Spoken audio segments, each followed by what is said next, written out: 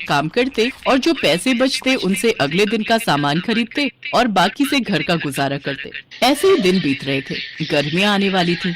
गांव के पास जो और दूसरे बड़े ढाबे और होटल थे, उन सब ने अपने ढाबे और होटल में बढ़िया एयर कंडीशनर लगवा दिए थे ताकि गर्मियों में भी ग्राहकों की भीड़ लगी रहे। इस कारण अब किशन के ढाबे पर ग्राहकों ने आना बंद कर दिया।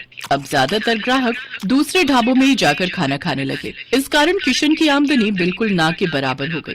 कमला, अब तो ढाबे पर ग्राहकों की भीड़ लगनी बंद हो गई है। एक भी ग्राहक रोटी खाने के लिए नहीं आता। सबको इसी ढाबे में खाने की आदत हो गई है। और वैसे भी गर्मी के मौसम में कौन भला हमारे इस छोटे से पुराने ढाबे पर खाना खाएगा। सबको एसी की ठंडी हवा में खाना खाना अच्छा लगता है, पर हमारे पास तो इतने पैसे भी नहीं है कि हम बड़ा और महंगा एसी लगवा सके। कैसे गुजारा चलेगा कमला, कुछ समझ नहीं आ रहा है।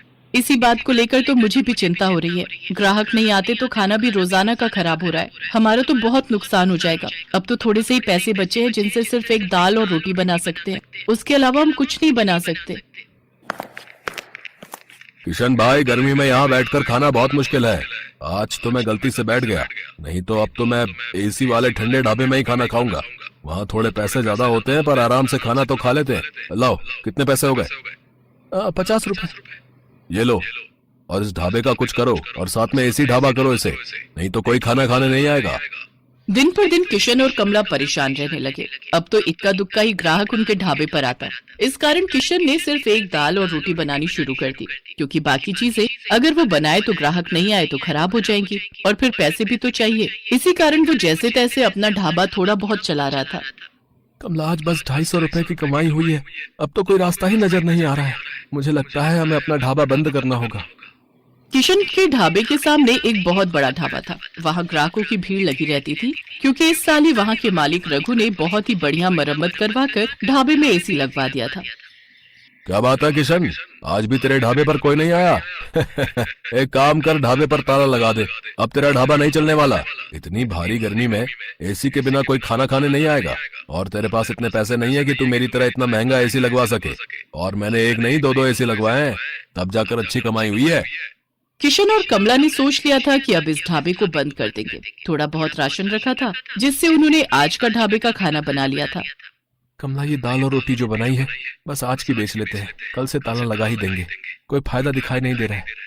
हाँ, मैंने जो दाल बची थी वो बना दी है और थोड़ी बहुत तंदूर की रोटियां भी। उस दिन पूरा दिन कोई भी ग्राहक नहीं आता। दाल और तंदूर की रोटियां ऐसे ही रखी थी। कमला, मुझे लगता है अब कोई नहीं आएगा। रात के 9 बज रहे हैं, हमें घर चलना चाहिए। सामने रघु के ढाबे पर भीड़ लगी हुई है, तो भला यहाँ कौन आएगा? तभी किशन देखता है सामने रघु के ढाबे पर एक बहुत ही जरूरतमंद आदमी अपनी गर्भवती पत्नी के साथ कुछ मदद मांग रहा है। भैया, मेरी मदद करो। मेरी पत्नी की तबीयत बहुत खराब है। हम पर कुछ गुंडों ने हमला कर दिया। हमारी गाड़ी, मोबाइल, पर्स, कैश, जेवर सब लूट कर ले गए। हम शहर जा रहे थे, हमें नहीं पता कि इस रास्ते पर बदमाश हमें लूट लेंगे। ओ भाई, ये कोई खैराती धर्मशाला नहीं है जो तुम्हें मुफ्त में यहाँ रोक लूं। चलो जाओ यहाँ से। पता नहीं कहाँ कहाँ से आ जाते हैं। मुझे क्या पता, कोई चोर उचक्के लुटेरे हो तुम। आजकल किसी का कोई भरोसा नहीं है। ओए छोटू, इन्हें बाहर भेज और ढाबे का शटर गिरा दे। मैं घर जा रहा हूँ। ऐसा ना कहो, मेरी पत्नी की तबीयत सचमुच बहुत खराब है। बस कुछ देर आराम करके हम चले जाएंगे। अरे अरे, सुनो तो भैया, भैया सुनो तो। सुनो जी, अब खड़ा नहीं हुआ जा रहा। मुझे बहुत प्यास लगी है, थोड़ा सा कहीं से पानी ले लो। किशन और कमला उस व्यक्ति और उसकी पत्नी को देख रहे थे। किशन दौड़कर उनके पास जाता है। भैया जी, आप चिंता मत करो, आप मेरे साथ मेरे ढाबे पर चलो। आइए बहन जी, आप मेरे साथ आइए। किशन और कमला उस व्यक्ति को और उसकी पत्नी को अपने ढाबे पर ले जाते हैं। साहब, ये दाल और रोटी आप खा लो, यहाँ कोई चिंता वाली बात नहीं है। पता नहीं, हम तो पहली बार इस रास्ते से गुजर रहे थे। जंगल का रास्ता था और पता ही नहीं चला कि कब इन बदमाशों ने हमारी गाड़ी को रोक लिया। किसी तरह से उनसे रहम की भीख मांगकर मैं अपनी पत्नी को सुरक्षित बचा कर लाया। मुझे धन दौलत की कोई कमी नहीं है। बस मैं तो कुछ देर आराम करने के लिए वहाँ सामने के ढाबे से मदद मांग रहा था, पर उन्होंने तो मेरी बात पूरी सुने बिना ही मुझे मना कर दिया। मैं अगर आज कुछ देर वहाँ रुकता तो अगले दिन अपने नौकर के हाथ पैसे भिजवा देता। तुम बहुत भले हो, तुमने भी तो बिना जाने पहचाने आज हमारी मदद कर दी। अच्छा, तो तुम ये ढाबा चलाते हो? साहब, चलाता तो हूँ, पर आज मेरा इस ढाबे पर आखिरी दिन था। मैं इस ढाबे को बंद कर रहा था। शायद आपकी किस्मत में आज मेरे ढाबे की रोटी खाना लिखा था। किशन अपना सारा दुख उस व्यक्ति को बताता है। चिंता मत करो भाई, अब तुम्हें इस ढाबे को बंद नहीं करना पड़ेगा। मेरा नाम वीरेंद्र सिंह है, मैं शहर का जाना माना व्यापारी हूँ। मेरे पास भगवान का दिया सब कुछ है, बस एक औलाद की कमी थी, वो भी भगवान ने हमारी झोली में खुशियां देकर पूरी कर दी। आज मेरी पत्नी की तुमने बहुत मदद की है, अब उसकी तबीयत में भी सुधार है और हम पति पत्नी सुरक्षित घर पहुंच जाएंगे। इससे बड़ी और क्या बात होगी। सुषमा, अब तुम्हें कैसा लग रहा है? मैं बिल्कुल ठीक हूँ जी, कमला ने मेरी बहुत देखभाल की है, अब मुझे बिल्कुल ठीक लग रहा है, अब मैं सफर कर सकती हूँ। किशन, तुम चिंता मत करो, मैं कुछ दिनों में तुम्हारे पास आता हूँ।